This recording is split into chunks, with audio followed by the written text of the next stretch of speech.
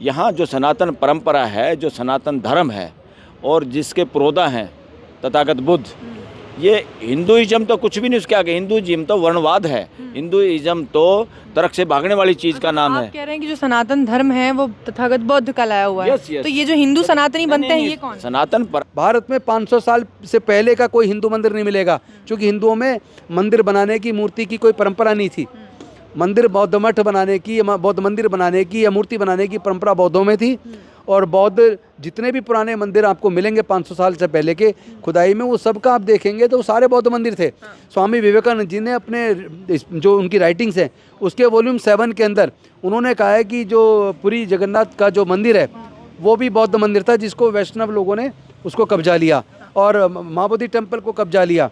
और साथ ही साथ तिरुपति बालाजी और बद्रीनाथ के बारे में भी जो सूचना आई है, ये लड़ाई तमाम सिर्फ पुराने महाबोधि जो मंदिर हैं वो नहीं, अभी हम रिक्वेस्ट कर रहे हैं कि हम महाबोधि टेम्पल की बात कर रहे हैं। और आप सरकारों को चाहिए कि ताकि ये बात यहीं पे रुक जाए, वो महाबोधि टेम्पल को मुक्त कर दें। तो ये सरकार को चेतावनी दी जा रही ये चेतावनी है। अन्यथा जितने भी पुराने बौद्ध मंदिर हैं जिनको कब्जा कर उसको कन्वर्ट किया गया है, फिर उन सब की मांग की जाएगी, सब जगह जांच कराई जाएगी। नमस्कार, द जनता लाइव देख रहे हैं आप और मैं हूं आपके साथ पूजा। बिहार के बोधगया में महाबोधि महाविहार मुक्ति आंदोलन अब काफ़ी ज़ोरों शोरों पर चल रहा है। लगभग 1 महीना इस पूरे आंदोलन को पूरा होने जा रहा है और अब दिल्ली से भी कुछ तमाम बुद्धिजीवी और अधिवक्तागण अब यहाँ से एक कमेटी, एक टीम बनाकर बोधगया पहुँच रहे हैं, जिसमें हमारे साथ सर मौजूद हैं, वो भी जा रहे हैं। तो सर, सबसे पहले तो आपसे ये जानना चाहती हूँ कि आप लोगों ने काफ़ी समय हो गया, 15-20 दिन होने वाले हैं, अब ये फैसला क्यों लिया है कि आप लोग वहाँ पहुँचने वाले हैं? नहीं, ये फैसला साथियों का है। मैं तो राजेंद्र पाल गौतम जी उनने के साथ हम लोग जा रहे हैं और एक ऐसी बात है जो एक सच्चाई है, सच्चाई का साथ देना चाहिए। और महात्मा बुद्ध की जगह, उनकी निशानी, उसके लिए काम नहीं करेंगे तो फिर क्या मायने हैं। तो मानवता का प्रतीक तथागत बुद्ध, और इतने हजारों साल पहले जो बात लोगों की हिम्मत ही नहीं थी कहने की, उस तरह की सच्चाई, नेचुरल सिद्धांत, नेचुरल लॉ की जो बात की उन्होंने, और वो सच्चाई जो यूनिवर्सल है, सार्वभौम है, जिसको इफ एंड बट कोई नहीं कर सकता, जो लगातार है, पहले था, आज है, कल भी है, क्योंकि नेचुरल जो सिद्धांत है उसको कोई चेंज नहीं कर सकता। हमें बल्कि नेचुरल सिद्धांत को जान के उसके हिसाब से जीना होता है। और उतनी बड़ी बात अंदाज़ा नहीं लगा सकते इतना हजारों साल पहले जिस आदमी ने ज्ञान अर्जित करके ये बात कही पूरी मानव जाति के सामने, ये बहुत बड़ा काम था, बहुत बड़ी धरोहर है वो। बलराज मलिक जी, सरकार के लिए कोई बड़ी बात नहीं है एक छोटे से एक्ट को हटाना, हाँ, लेकिन फिर भी उसके बाद भी 1949 से अब तक सरकार ने इसमें आमूलचूल परिवर्तन तक नहीं किए। इसलिए नहीं किए ना। इस देश का अगर इतिहास देखा जाए, या बाहर के जो आक्रमणकारी थे वो तो बहुत छोटी बात मैं कहूँगा, उन्होंने इस देश को इतना नहीं बदला। यहाँ पे जो असली आक्रमण है वो वर्णवाद का है। और इस संस्कृति को, मानवता की संस्कृति पे जो कब्जा किया है, वो ये कब्जा, ये राजाओं के कब्जे से बड़ा कब्जा ये है, जो कि कल्चर पे, सच्चाई पे एक आवरण ढकना, उस पर कब्जा करना और उसको गलत तरीके से ढोंग में परिवर्तित करना, मानव में डिफरेंस करना और लगातार अपना शासन बनाए रखना। ये शासन क्या है? मानसिक शासन है, लोगों को मानसिक गुलाम बना के और अपनी बात को हावी रखना और साइंटिफिक का टेम्पर का बनने नहीं देना, सच्चाई का सामना होने नहीं देना, क्योंकि वर्णवाद तर्क से भागता है, सच्चाई का सामना करने की हिम्मत नहीं है। तो ऐसी चीज़ की जरूरत ही नहीं, वो ढोंग है। जो तर्क को सामना नहीं कर सकते, जो एविडेंस नहीं दिखा सकते और जो सच्चाई से भागते हैं, वो सारा ढोंग है। उसको ढोंग कहेंगे, उसको रिलीजन भी नहीं कहेंगे। इसलिए यहाँ जो सनातन परंपरा है, जो सनातन धर्म है और जिसके पुरोधा हैं तथागत बुद्ध, ये हिंदुइज्म तो कुछ भी नहीं उसके आगे। हिंदुइज्म तो वर्णवाद है, हिंदुइज्म तो तर्क से भागने वाली चीज़ का नाम है। आप कह रहे हैं कि जो सनातन धर्म है वो तथागत बुद्ध का लाया हुआ है। Yes, yes. तो ये जो हिंदू सनातनी बनते हैं ये कौन? सनातन परंपरा जो है उसके एक पुरोधा हैं, हाँ, तथागत बुद्ध। उन्होंने समझा कि बिल्कुल सही है, ये तो नेचर में जो कुछ है और उसी को समझना है, उसके अनुरूप जीना है, समझदारी से जीना है, और ऐसा कुछ भी रहस्य नहीं है। इस तरह की बात उस वक़्त करना बहुत बड़ी बात थी। और जो ढोंग पे आजीविका करने वाले लोग, मूर्ख बना के, बिना काम बिना मेहनत के खाने वाले जो प्रवृत्ति थी, उस तरह की। मैं कहूँगा व्यापारी मॉल में तो आपका कुछ सामान मिल जाता है, कम से कम सामान अडल्ट्रेटेड हो सकता है, मिलावट वाला हो सकता है, कम मिल सकता है, मगर जो वर्णवाद है या ढोंगवाद है वो तो मानसिक गुलाम बनाता है, आपको डराता है, आपसे पैसे भी लेता है, आपसे दान दक्षिणा भी लेता है और आपको मानसिक नपुंसक बनाता है। ये तो घोर अन्याय है, असंवैधानिक है, यह अपराध है। इस देश में हिंदुइज्म के नाम से अपराध हो रहा है, ढोंगवाद फैलाया जा रहा है और हमारा संविधान जो कहता है कि सबको टेम्पर, साइंटिफिक टेम्पर का बनना है। जो साइंटिफिक टेम्पर से, तर्क से भागता है वो ढोंग होता है, वो रिलीजन भी नहीं कह सकते उसको, धर्म तो बहुत बड़ी बात है। तो तथागत बुद्ध ने जो बौद्ध धर्म की स्थापना है वो एक, मैं ये कहूँगा, प्रवाची है सनातन परंपरा का, सनातन धर्म का। इसलिए वो प्रोदा हैं और इस देश का और पूरी दुनिया को रास्ता दिखाने वाले, वसुदेव कुटुंबकम की बात करने वाले, मानवता की बात करने वाले वो तथागत बुद्ध हैं। और उनकी उस जगह पे अगर कोई कब्जा करके उसको वर्णवादी लोग या वर्णवादी मानसिकता उसको जानबूझ के मंदिर का नाम देकर उसको इस तरह की मूर्तियाँ रख के वहाँ ये जो ड्रामाबाजी हो रहा है वो बिल्कुल घोर अन्याय है, मानवता के साथ अन्याय है, पूरे देश के साथ अन्याय है।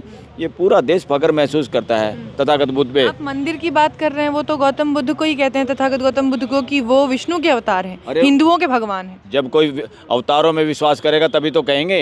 यही तो ढोंग है, यही तो ढोंग है, सबसे बड़ा ढोंग है। और ये सारा उस ढोंग के तहत हर चीज़ को अपने कब्जे में लेना चाहते हैं और वो ये इस देश को मानसिक गुलाम इन बातों ने बनाया हुआ है।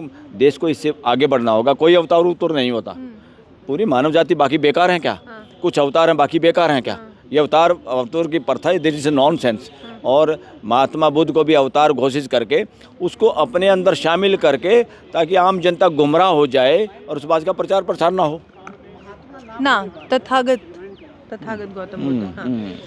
तो अभी आपको लगता है कि आप लोग जो वहाँ पहुँचने जा रहे हैं, एक लंबा आंदोलन चल रहा है लंबे अरसे से, आपको लगता है आपके जाने से वहाँ आप लोग क्या कुछ करेंगे, उस आंदोलन में कैसे सहयोग करेंगे? हम तो एक लीगल पहलू भी देखेंगे। हाँ। भाई क्या है वहाँ पर और क्या इसमें हो सकता है और लीगली कैसे समाज को जागरूक किया जा सकता है, या इस मुहिम में जो लोग लगे हुए हैं उनको किस तरह की अपनी लीगल एड दे सकते हैं, उनको मदद कर सकते हैं, सलाह दे सकते हैं। इसके अलावा दिल्ली में भी आप लोग एक बड़े आंदोलन की तैयारी कर रहे हैं इस पूरे मामले को लेकर, उस पर जरा कुछ बताइए। हाँ, कार्यक्रम, आंदोलन कार्यक्रम, और जो कि सार्थक चीज़ है और वो करना ही पड़ेगा। अगर सरकार इस बात को लेके जागरूक नहीं है, अगर वर्णवाद हावी है, अगर कोई इस बात को तथागत बुद्ध की जगह को भी खाली नहीं करना चाहता, अगर अब तो पूरा, मैं तो ये कह रहा हूँ जितने भी ऐसी जगह हैं जहाँ भी बौद्ध धर्म के प्रतीक हैं, चिन्ह हैं, और जो भी मठ हैं या वो क्या बोलते हैं दूसरी स्तूप हैं, उन सब को धरोहर, बौद्ध धर्म की वो धरोहर है, उसको खाली करना चाहिए, खाली करवाना चाहिए। और बौद्ध समाज को, बौद्ध धर्म के लोगों की मैनेजमेंट वहाँ हर जगह होनी चाहिए। आप लगातार साइंटिफिक टेम्परामेंट की बात करते हैं, लेकिन यहाँ एक बार एक आवाहन पे 60 करोड़ लोग गंगा में डुबकी लगाने पहुँच जाते हैं। ऐसे में साइंटिफिक टेम्परामेंट है लोगों में? वही सारे लोग तथागत बुद्ध के साथ हैं, देखना। वो जो डुबकी लगा के आए हैं ना, जो पानी साफ नहीं था, मैनेजमेंट भी गड़बड़ थी और कैसे अनसाइंटिफिक बातें थी। बहुत सारे लोग टूरिज्म के बहाने से जाते हैं। सरदा वर्दा की तो देखी जाए, ऐसा नहीं है। आस्था के चक्कर में कोई नहीं जाता।